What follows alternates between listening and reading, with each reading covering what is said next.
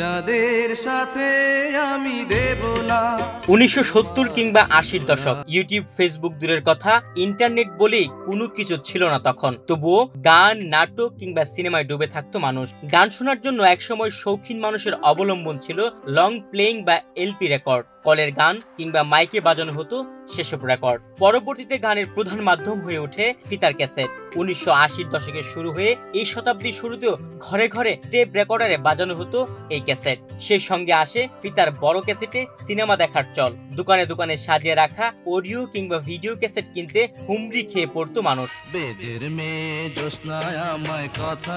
ফিতার ক্যাসেটের সে রাজত্ব শেষ করে একসময় আসে সিডি, এরপর ডিভিডি। তবে তথ্য প্রযুক্তির ব্যাপক অগ্রগতির ফলে মাত্র 2 দশকের ব্যবধানে ক্যাসেট, সিডি আর ডিভিডি যেন সুদূর অতীত। পাঠাও চলো দেশি ভাইবে, পাঠাও কারে 300 টাকা পর্যন্ত ডিসকাউন্ট। ডাউনলোড পাঠাও অ্যাপ নাও। গান, নাটক কিংবা সিনেমা সংরক্ষণের জন্য আর এসবের দরকার নেই। ইন্টারনেটের চলা নানা মাধ্যমেই মিলে ভুরি ভুরি। তাই তো শহরের পাড়া, মহল্লা কিংবা গ্রামের বাজারে ছড়িয়ে থাকা ক্যাসেটের দোকানগুলো আর নেই।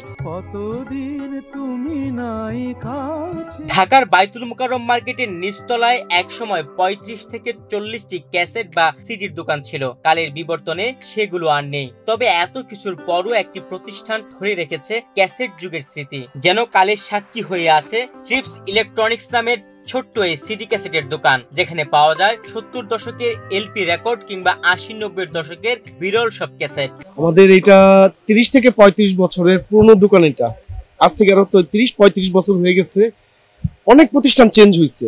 এই ঐতিহ্যবাহী পুরনো ট্রিপস ইলেকট্রনিক্স এটা আদৌ পর্যন্ত এভাবেই আছে। আমাদের এখানে কি বিক্রি করি না কি নাই, এইখানে আসেন আপনি সিডি থেকে ডিভিডি, এলডি, এলপি, আসেন আপনি সফটওয়্যার গেম, পিএসপি গেম। যদি আমি এলপি দেখাই, আমার এখানে হিউজ পরিমাণ কালেকশন কিন্তু আছে স্যার। যদি এখান থেকে দেখাই, অনেক হরেক রকমের এলপি, এলডি ডিস্ক আছে যেগুলো অ্যাভেলেবেল না। বাংলা জমিনে অনেকেই আছে যেগুলো যারা বোঝে জানেন, তারা কিন্তু অনেক সময় খুঁজেও পায় না। তো এইখানে আসলে পুরনো যে জিনিসগুলো আছে, অনেকের এই পুরনো ঐতিহ্য জিনিসগুলো পুনরায় একটু দেখে পুরনো স্মৃতি মনে করার জন্য চেষ্টা করে। 1970 সালের পুরনো সিনেমা থেকে শুরু করে পুরনো দিনের গান, গজল সহ বিভিন্ন দুর্লভ লং প্লেয়ার রেকর্ড ক্যাসেট পাওয়া যাবে এই দোকানে। এক সময় এমন দিনও গেছে সারা দেশ থেকে আসা ডিলারদের চাহিদা অনুযায়ী 50,000 থেকে 1 লাখ ক্যাসেটও বিক্রি হতো। ফেসবুক, ইউটিউব আর ওটিটির মতো প্ল্যাটফর্মের প্রভাবে সেই ব্যবসায় এমন ভাটা আসবে কারো কল্পনাতেও আসেনি তখন। অনেকেই আছেন যে 80-র দশকের ছবি, 70 দশকের ছবিগুলো চাই, আমি এগুলো দেখতে চাই, যে পুরনো স্মৃতিগুলো মনে করার জন্য। নাই, কোথাও পাই না। এগুলো সবগুলোর কপিরাইট আইটেম। ঘরণী, সারেং বউ, লাল টিপ, সোহাগ, জসিমের বারুদ, খুব নাম করা ছবি গেছিল একটা সময়, মমতাময়ী মা, হ্যাঁ, কাচের দেয়াল, সেই 70-80 দশকের ফিল্মগুলা। অনেকে চায় যে আসলে আমি এইগুলো চাই, পুরনো থেকে পুরনো, যত পুরনো থেকে পুরনো জিনিস চাই আমার এখানে ইনশাল্লাহ পাবে। এইগুলো ছবির সেকশন, ক্যাসেটের ফিতে ক্যাসেটের গুলো, যে এগুলো অনেকেই পায় না, ওগুলো পর্যন্ত আমাদের এখানে আছে।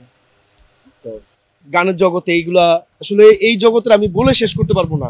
আমার এই ছোট্ট দোকানে না হইলেও 2-3 লক্ষ সিডি ডিস্ক এগুলো এখানে আছে। আসলে সরাসরি এখানে আসলেই বুঝতে পারবে যে আসলে আমরা কত ইউজ কালেকশন আমার এখানে আছে। কি চাই এই জগতের, কি চাই, সব এখানে ইনশাল্লাহ এখানে পাওয়া যাবে।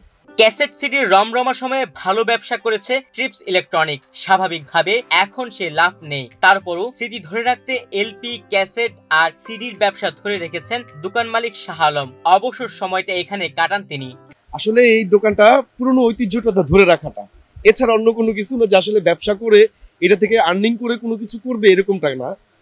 এখানে যিনি বসেন উনি শুধু একটাই, ওনার টাইমটা মেনটেন করে এবং পুরনো স্মৃতিগুলা ইনি যাতে পুরনো যারা আছেন মানে এই গানের জগতে বা ফিল্মের জগতের মধ্যে পুরনো জিনিসগুলা মানে ওনারা যাতে খুব সহজে পেতে পারে, এর জন্য উনি এটা ধরে রেখেছে। প্রতিনিয়ত দেখা গেছে 50,000, 1 লক্ষ, 2 লক্ষ সিডি বিক্রি করছি, হিউজ বিক্রি করেছি।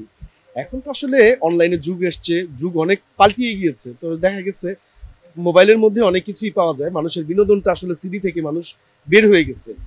যারা এগুলো ধরে রাখছেন ইনারাই এইটার মর্মতাটা বোঝে যে আসলে আমরা মোবাইলে আমরা কখনো দেখে এগুলো মজা পাবো না বা ওই শান্তিটা পাবো না যেটা আমি এগুলোর মধ্যে থেকে সরাসরি নিব। আগের তুলনায় নামমাত্র হলেও সিডি কিংবা কলের গানের চাহিদা শেষ হয়ে যায়নি। শৌখিন মানুষেরা এখনো তাদের পছন্দের গানের অ্যালবামের জন্য বাইতুল মোকাররমের এই দোকানে আসেন। গুলশান, বনানী, ধানমন্ডি ওই সাইটের মানুষগুলাই কিন্তু এগুলা পুরনো মানুষ, ওদের ওইখানে একটু রিচ টাইপের মানুষরা থাকেন, পুরনো স্মৃতিগুলো তারা আসলে অল্পতে নিতে পারে। তো ঢাকা শহরের মতো তো সব জায়গায় এগুলো পাওয়া যায় না। খুব সহজে যদি পেতে হয়, বাইতুল মোকাররম একটাই পুরনো দোকান আছে, সেটা আজ থেকে আরো 35 বছর আগের হবে। হ্যাঁ, এই টিপস ইলেকট্রনিক্স 65/A এই দোকানটায় আসলে আপনি এই জগতে যা আছে সব পাওয়া যায়। একসময় বিনোদন প্রেমীরা যেখানে ভিড় জমাতেন, সেই দোকানের অবস্থা অনেকটাই জাদুঘরের মতো। এখন সেখানে গেলে আবেগময় সেসব দিনগুলো অনুভব করা কঠিন। তবুও পুরনো দিনের অমূল্য স্মৃতি আঁকড়ে সগৌরবে টিকে আছে টিপস ইলেকট্রনিক্স। তুহিন ভুইয়া, বাংলাদেশ প্রতিদিন।